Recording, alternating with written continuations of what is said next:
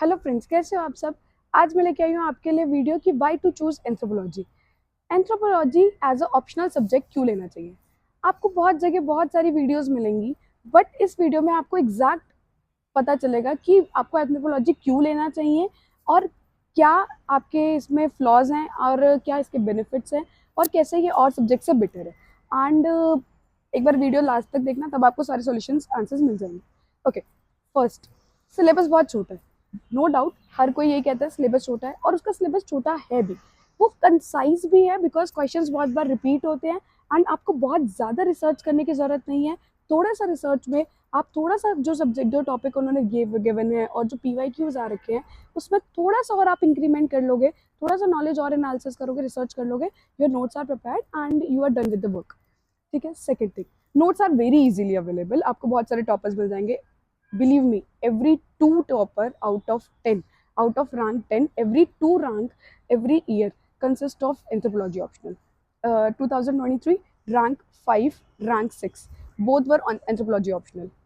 Last year 2022 top 5 में 2 rankers were anthropology optional.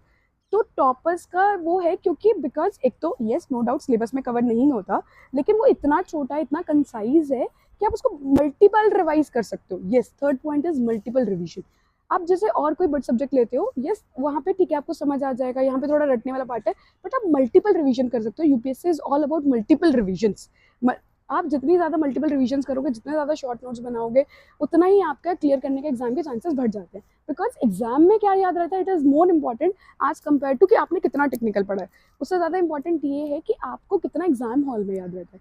तो आप मल्टीपल रिवाइज कर पाओगे क्योंकि एक कंसाइज नोट्स बन सकते हैं, आपके शॉर्ट नोट्स प्रिपेयर हो सकते हैं एंड आप इसका सॉल्यूशन जो है बहुत आराम से बार बार रिवाइज करके लिख सकते हो and that will help you.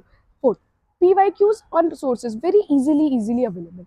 आप PYQs को एनालिसिस करो, आप बहुत अच्छे टीचर्स को कर सकते हो। मैं भी फ्री में यूट्यूब पे कंटेंट डालती हूँ चैप्टर्स वाइज, आप वो भी चेक कर सकते हो and you will get the content. और आपको पता चल जाएगा कि आप 2 3 4 टॉपिक्स भी पढ़ोगे ना, तो आपको रियलाइज होगा कि हाँ, anthropology is the simplest way to do.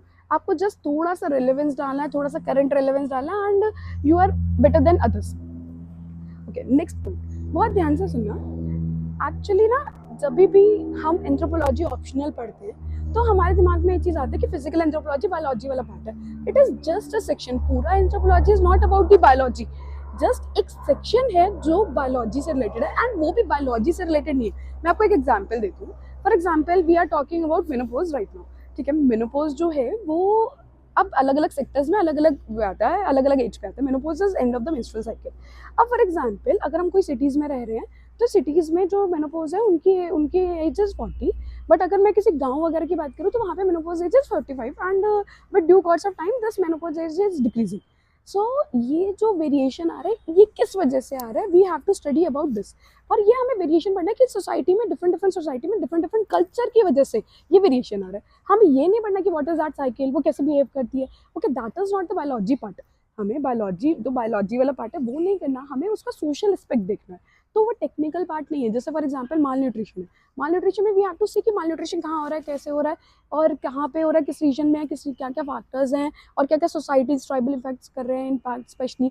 तो हम वो इजीली कवर कर सकते हैं and that is the biological part, जो बायोलॉजी प्रॉपर बायोलॉजी नहीं है।